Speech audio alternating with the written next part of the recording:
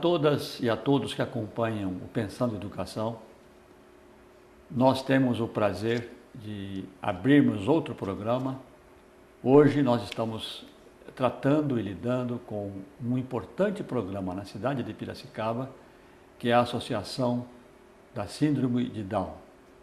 Nós estamos hoje conosco a coordenadora desta associação, a professora Tainá Recan. Ela tem o curso de Pedagogia pela Unicamp e ela coordena os diferentes programas. A gente vai verificar ao longo do programa de hoje quantas são as atividades ligadas a uma criança com síndrome de Down. Bem-vinda. Obrigada. E pode nos brindar com as suas primeiras palavras. É um prazer receber esse convite, poder falar para toda a população piracicabana. Nosso trabalho é basicamente divulgar a síndrome de Down e divulgar a inclusão na cidade. Hoje a associação tem o nome Espaço PIPA e o PIPA vem de uma sigla, Promova a Inclusão Partilhando Ações. Por quê? A gente acredita que a inclusão é uma prática e que tem que ser vivenciada por todos. Então essa possibilidade de divulgar, de chamar as pessoas para fazer parte dessa inclusão é muito importante para a gente. É claro, porque nós sabemos, são muitos os graus, os níveis e as dificuldades das crianças que têm algum problema, ou mental, ou de locomoção, ou visual, ou auditivo, ou a síndrome de Down. E na verdade o que nós queremos como sociedade, acho que isso está definido na Constituição de 88, é que haja plena integração das crianças na sociedade. Não há um outro mundo paralelo para as crianças que têm dificuldades especiais. Quer dizer, há um mundo só, uma sociedade única, um local único de trabalho, de convívio, de crescimento. Então, quer dizer, que é importante que esses programas, esses projetos, tenham como principal objetivo esta integração. Por isso eu lhe pergunto, qual é a relação que vocês têm com o sistema educacional formal da cidade de Piracicaba em relação à participação dessas crianças com síndrome de Down no sistema educacional público? A entidade é uma entidade de assistência social com atuação em educação e saúde, de garantia de direitos para a autonomia da pessoa com síndrome de Down e a sua família. Logo, a educação, por ser um direito da criança, está intimamente ligada aos nossos objetivos. Hoje a gente tem cerca de 85% das crianças atendidas pela entidade, nós temos 55 pessoas atendidas entre crianças, adolescentes e adultos. Quem está em idade São escolar... 55? 55 atendidos. E a gente tem também as famílias participantes, que vão para eventos, palestras, as festas que a gente organiza, mas em atendimento contínuo, 55. Desses 55, cerca de 85% que estão em idade escolar frequentam a rede municipal de ensino de Piracicaba. A gente tem numa escola estadual e 5 em escolas particulares. Junto à Secretaria de Educação, a gente faz um trabalho com o Núcleo de Apoio à Educação Especial. Nós já trabalhamos aqui com o próprio secretário de Educação da época, a importância desse núcleo. É um núcleo bem montado, bem organizado, que presta uma assessoria enorme a todo o sistema da cidade. Com excelentes profissionais que fazem esse trabalho de orientação dos professores da rede. E a gente tem essa parceria com eles no sentido de complementar. A criança que vai para a associação, ela tem o trabalho com o fonoaudiólogo, terapeuta ocupacional, fisioterapeuta, psicólogo, educador físico, a gente tem assistente social. E isso complementa o trabalho que é feito na escola. Claro. E muitas vezes os pais também não compreendem como é feito esse processo de inclusão escolar. Então a gente tem os grupos de formação de pais. Lá a gente trabalha legislação educacional, como funciona a dinâmica escolar, para que eles entendam também que um professor não está lá só com o filho deles, está com a criança e mais 20, 30 crianças na sala. Então tem toda uma dinâmica diferenciada da casa e da própria associação. Porque a integração não é só de uma mão única, né? A criança com síndrome de Down indo para a escola. É também toda a atividade de acolhida das crianças ditas normais, dos professores que não têm expectativa nem muita experiência nessa área de acolhida. Quer dizer, é um processo complexo. É complexo porque, além da socialização, tem que ser trabalhados os aspectos educacionais. Sim, um aprendizado. Exatamente. A criança está na escola não só para conviver, ela está lá para aprender também. E a inclusão, querendo ou não, é recente. Ainda é um pouco assustador para algumas pessoas, porque na formação profissional não tiveram a disciplina específica sobre a síndrome de Down. E é isso que a gente tenta tranquilizar os professores. Você não precisa ser um especialista em síndrome de Down para educar uma criança. Eduque uma criança, em primeiro lugar. Olha a síndrome depois. Porque essas especificidades relativas à motricidade oral, coordenação motora, a gente está olhando lá na entidade. E depois a gente pode passar para os professores esses dados mais específicos. Agora, uma coisa importante, na minha informação, você pode confirmar ou não, é de que cada criança com síndrome de Down é diferente. Exato. Quer dizer, as necessidades de cada uma são muito distintas. Sim. E vocês terão, então, que prover, além da presença na escola para a escolarização, o aprendizado da leitura e por aí vai, o que for possível de ser aprendido, também essa atenção para necessidades especiais, específicas e únicas. A criança, quando entra nos nossos programas, ela tem um plano individual. Então, né, a criança está com 3 anos, vai entrar no programa X e Y. Não. A criança é tal criança, vamos ver quais são as suas necessidades e aí ela é colocada nos programas necessários de acordo com elas. A gente tem que lembrar que a criança, por ter síndrome de Down, não é aquela criança padrão também. Normalmente o pai, quando sabe que a criança vai nascer com síndrome de Down, corre na internet, então meu filho vai nascer com cardiopatia, com deficiência auditiva, com deficiência visual, já faz aquela listinha dos problemas. Não necessariamente. A criança vai nascer com a sua personalidade, com as suas características físicas, com os comportamentos específicos, igual o outro filho que não tem síndrome. Eu costumo brincar, a família, meu filho não quer estudar, o que eu vou fazer? Coloco ele no curso de música e desisto da escola?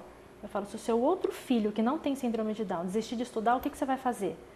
Vai levar uma bronca e vai ficar na escola. Eu falei, faça o mesmo com o que tem síndrome de Down. Ou então faça o mesmo com o outro, tira da escola.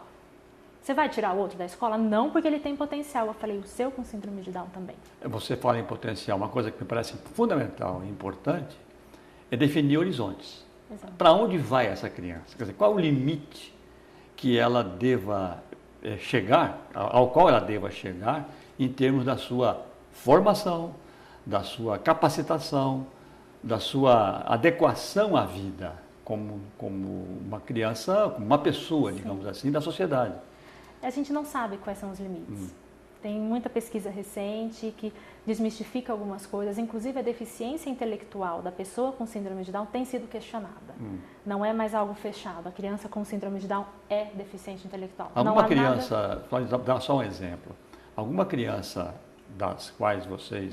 com as quais vocês atuam, tem um limite assim, não consegue ler e escrever? Não. Todas conseguem? Todas estão em processo de alfabetização, algumas já estão alfabetizadas, foram alfabetizadas na rede regular, na rede municipal de educação. A gente tem uma garota que foi alfabetizada no 3º ano, não foi alfabetizada no 1º, então foi um pouco mais lento, mas foi alfabetizada, hoje está no 5º ano e no ano passado participou de um livro da escola, então ela fez um conto para a escola. A gente tem um outro garoto. Já redige. Já redige, já tem pequenos textos. Tem criatividade. Exato, a criatividade vai embora, né? Claro. Se a gente deixar, vai longe. Então a gente procura olhar para o potencial. A gente teve agora dia 21, o Dia Nacional da Pessoa com Deficiência, e há uma mudança de paradigma em relação a isso. Antigamente se olhava a pessoa com deficiência no modelo médico, então ela era uma pessoa que precisava ser reabilitada. Hoje a gente olha dentro do modelo social. A sociedade precisa se adaptar para receber essa pessoa. Claro. Então, o contexto pode ser limitador ou capacitador. Então, a gente trabalha para que o contexto social esteja apto a receber uma pessoa diferente. Então, se a gente tem professor bem formado, médico bem formado, pedagogos, fisioterapeutas, qualquer profissional, o recepcionista de um hotel, o recreacionista num buffet infantil, se todo mundo olhar para a capacidade daquela pessoa, ela pode ser muito mais lá na frente. Também ela está num processo de autoconfiança, ela vai, à medida que ela vai ganhando, né? Isso é importante para todos nós, né?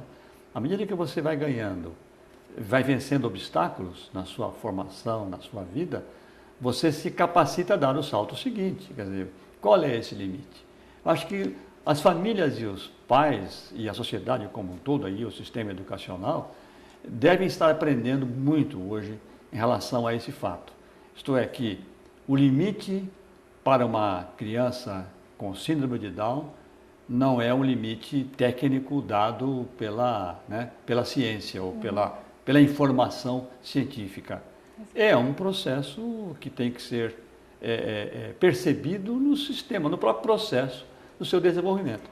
Todos nós carregamos o componente genético e o componente social. Sim. A criança com síndrome de Down também. A gente tem um exemplo bem interessante de uma criança que estava com 1 ano e 6 meses mais ou menos, e a família não queria colocar na escola, não queria colocar no berçário. E a gente insistindo que seria um momento importante para essa criança ter o convívio, ter o exemplo de outras crianças, para tentar, para ter essa tentativa, se arriscar um pouco mais.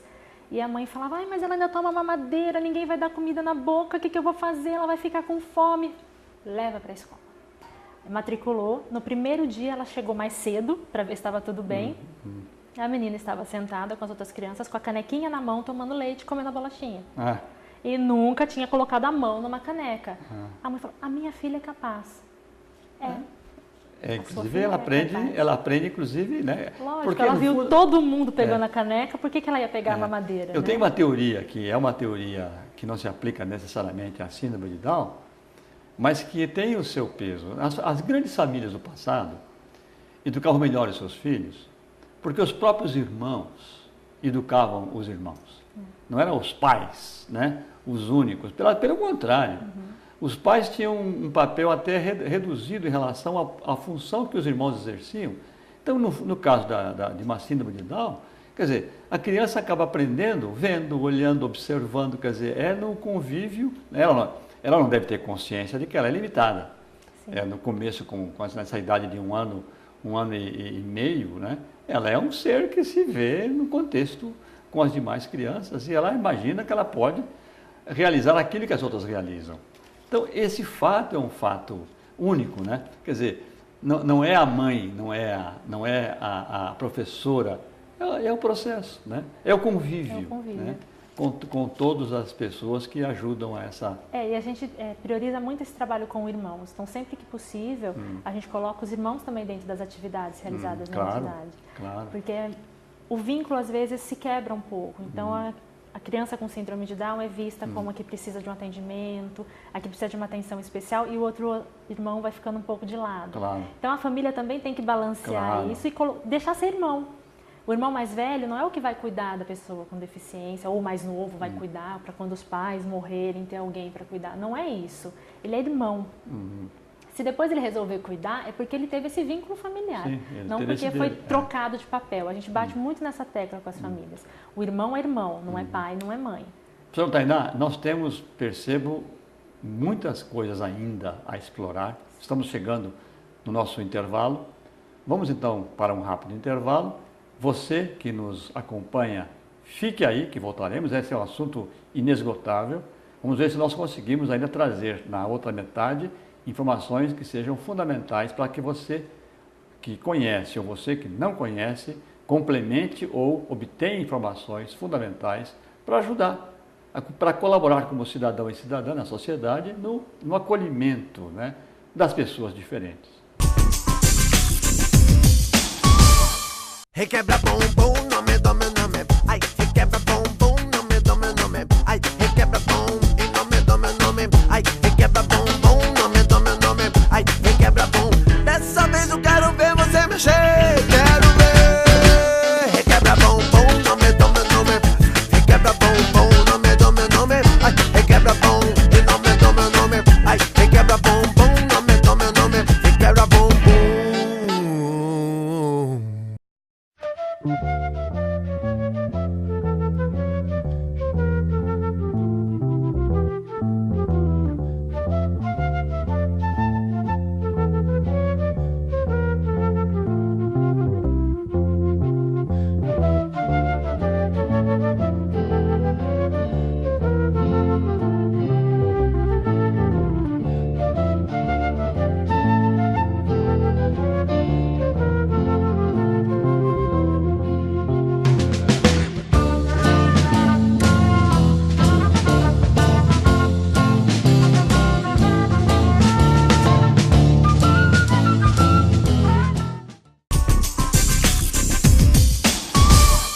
Estamos de volta.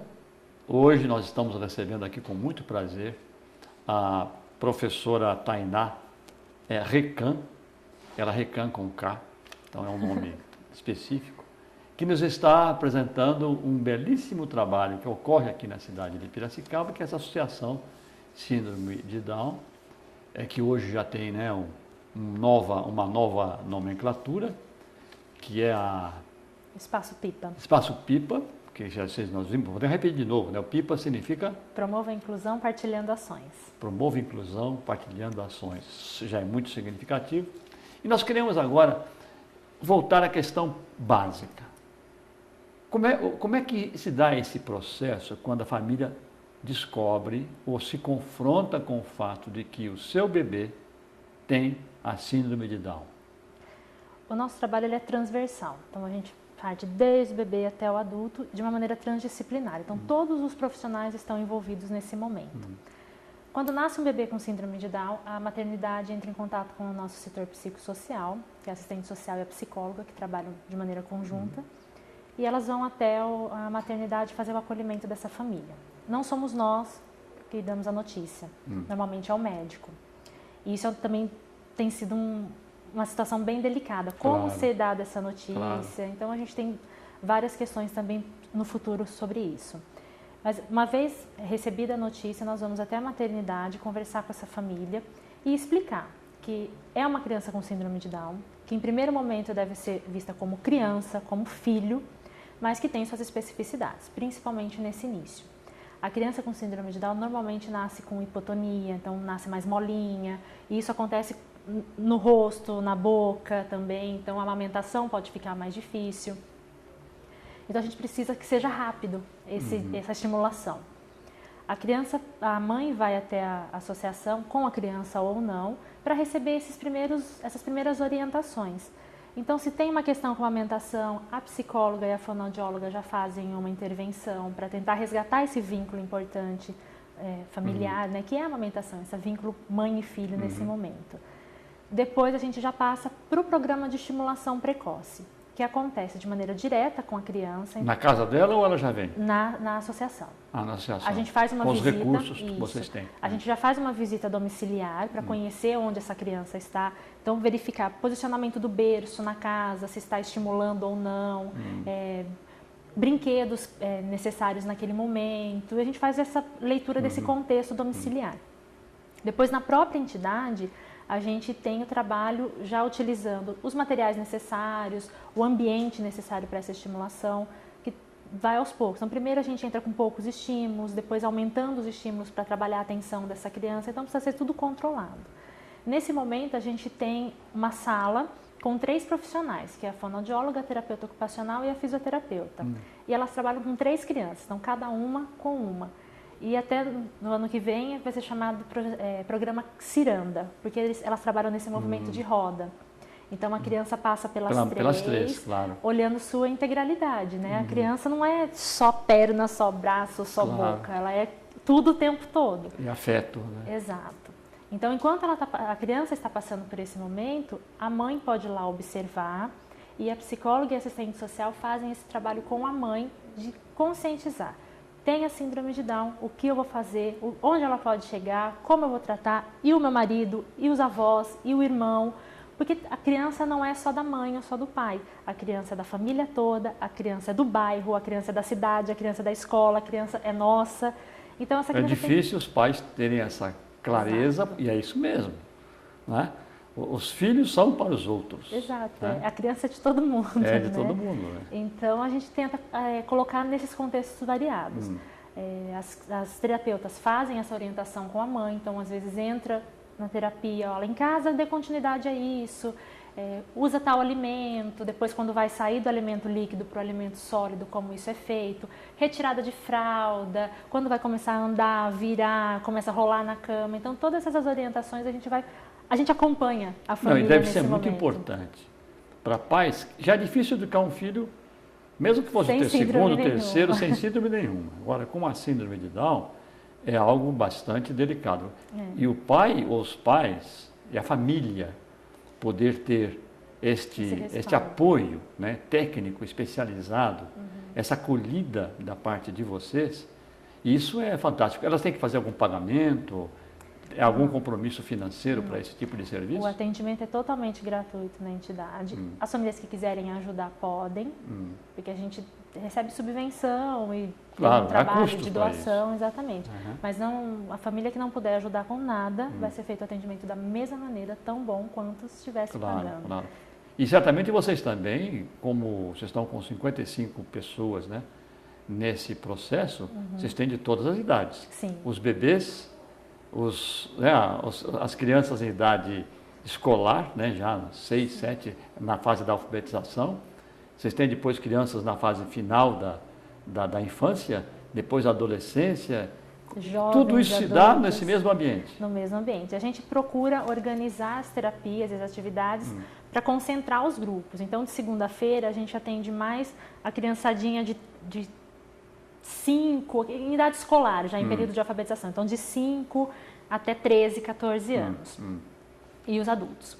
Na terça-feira, a gente tem as crianças menores, então de 2 até os 6 anos. Então, só vão à associação estes que, então, são os focos de atenção de vocês. Sim. A criança não vai, não é todo dia. Não é institucionalização, a família não chega lá, deixa a criança e vai embora. Tá. Então a gente tem esse programa, algumas vão uma vez por semana, outras vão 2 vezes por semana, e de acordo com a necessidade. E enquanto a criança está sendo atendida, a família também está sendo atendida. Claro. Então a gente tem época de evento, a família ajuda a gente a organizar os eventos. Tipo, né? Festa das Nações. É. Época de Festa das Nações, a mãe ajuda a gente a descascar a mandioca, cortar carne e tal. Então elas participam também. A gente é uma associação de pais. Claro. Então a gente precisa deles também para fazer aquilo claro. funcionar. Mas normalmente a gente tem o grupo da assistente social e da psicóloga que trabalha a questão da aceitação, do comportamento. Então é muito comum os pais, o meu marido deixa, eu não deixo, eu sou sempre a chata, o que eu faço? Então é discutido em grupo. Elas fazem a mediação das famílias. Então, eu falei tal coisa para o meu marido. Funcionou? Funcionou. Então elas vão trocando essas ideias e tem sempre a orientação. Então, se de repente a gente percebe que tem alguma mãe com um processo depressivo ou que está com uma dúvida muito pontual, é retirada desse grupo e é feito um atendimento até que essa questão seja regularizada. Depois ela volta para o grupo. E eu também, como pedagoga, tenho um trabalho de orientação com essas famílias. Então eu comecei mostrando como se dá a aprendizagem. Então falando sobre pensamentos, sobre linguagem, sobre processo de alfabetização. E hoje a gente tem um grupo que trabalha com brincadeiras. Então a gente constrói brinquedos, pensa em livros que os pais podem ler em casa. A gente está com um estagiário que está ensinando a fazer um avental de contação de histórias, para poder também... Percebe-se que vocês centram todo o processo na criança ou na pessoa, porque tem quem não seja criança, mas de um modo assim direto. Quer dizer, cada criança é uma ilha, uma ilha não seja, mas é uma unidade que deveria ter atenção específica. Mas diga outra coisa importante, nós estamos conversando sobre isso. Existem crianças com síndrome de Down já com carteira profissional. Como é que isso se dá? Nos conte um pouco isso. Foi uma experiência bem nova para a gente também. Aconteceu no ano passado. A Centre, né, Secretaria de Trabalho e Renda, nos propôs uma parceria junto ao Senai para fazer um curso de profissionalização. Eles montaram o curso, é um curso de operação de ajustagem, que acontece normalmente no Senai, com algumas adaptações curriculares previsto por lei, a flexibilização e adaptação curricular. E aí são máquinas mecânicas? Eles vão para a oficina com torno, com morsa, com lixa, com furada. Eles vão para a oficina como qualquer outro. E eles tiraram a carteira de trabalho lá na Secretaria de Apoio ao Trabalhador, no posto de apoio ao trabalhador. Então foi um momento único. As mães choravam. É um diploma de formatura muito, uma síndrome de Down muito mais importante do que um diploma regular, acadêmico. Né? Então eles tiraram a carteira, fizeram o currículo, começaram o curso, já terminaram o primeiro módulo e agora dia 5 de outubro termina o segundo módulo. Não tem nenhum ainda trabalhando profissionalmente? Não, eles vão sair agora no segundo semestre. Essa é uma fase... A gente já tem um que está trabalhando, mas não na área de ajustagem. Mas agora eles terminam o segundo módulo dia 5 de outubro. Ele está onde, esse que está trabalhando? Ele trabalha numa loja de utilidades domésticas. Então, ele ajuda a organizar o estoque. Ele trabalhava no Lava Rápido, agora ele está nessa Que coisa, loja. né? Você vê que não há limites. O que se pode explorar para que essas pessoas, né, com síndrome de Down tenham condições de explorar as suas potencialidades, até para se sentirem úteis, ganhar o seu dinheiro, né? Isso para a família deve ser algo fundamental, algo excepcional. Mudar o olhar. A gente teve família que foi bem resistente a esse curso no começo, que a gente teve que bancar. Os profissionais falaram, não, a gente garante que dá certo. E eles foram ver, claro, como é que funciona. As mães ficam lá também, às vezes vão dar uma espiadinha na certo, oficina. Imagina. E foi uma surpresa enorme. A gente tem uma garota que é bem pequenininha, toda delicada, mas minha filha não vai colocar sapatão de bico de ferro, ela não vai ficar perto das máquinas. E hoje a menina arrebenta na máquina. Aí a mãe fala, ai, que bom que vocês insistiram, minha filha pode. Então é muito bom pra gente ouvir isso. A mãe, a família falar, olha, ele tem potencial, ele pode. E é legal também como eles estão já fazendo planos com o dinheiro que eles vão ganhar quando começar a trabalhar. Claro, né? Normal, eles são pessoas como nós, né? Então, tem sido uma experiência fantástica. Olha, nós estamos muito felizes de ter tido você aqui, Tainá, nos expondo esse projeto, que vamos dizer assim, né? Educação e saúde. Saúde e educação sempre estão juntas, mesmo na escola regular. A merenda escolar é saúde, a educação física é saúde. O que acontece na escola também é formação para a saúde, e a educação e saúde são parceiras, né? Sim, nesse processo. E precisam ser, evidentemente. Mas nós temos uma alegria muito grande de ter acolhido você aqui. Certamente poderemos ter outras oportunidades para que você então nos conte ainda outros capítulos, outras alternativas. Até porque para as famílias é importante saber que na cidade existe um recurso deste nível, com esta competência e com esta qualidade. E nós queremos dizer a vocês que estão conosco até agora que este programa ele é gravado em áudio e em vídeo. E você pode ter acesso no site do programa a qualquer das versões. Você pode usar isso, inclusive, em grupos, pode reproduzir esse processo. O site é tvunimep.com.br. Ali você tem não só esse programa, como todos os demais programas que foram gravados nesse Pensando em Educação. E se você quiser uma comunicação conosco, enviar comentários, fazer sugestões, mandar perguntas, faça isso por e-mail. O e-mail é tvunimep@unimep.br. Eu repito, tvunimep@unimep.com.br. Prazer muito grande em tê-las tido conosco neste programa. Até a próxima, sempre sabendo que nós traremos a vocês sempre algo importante, algo fundamental para nosso enriquecimento e para o nosso alargamento dos nossos horizontes a respeito do que é a educação, o que ela pode fazer e o que ela realiza a nosso favor. Muito obrigado.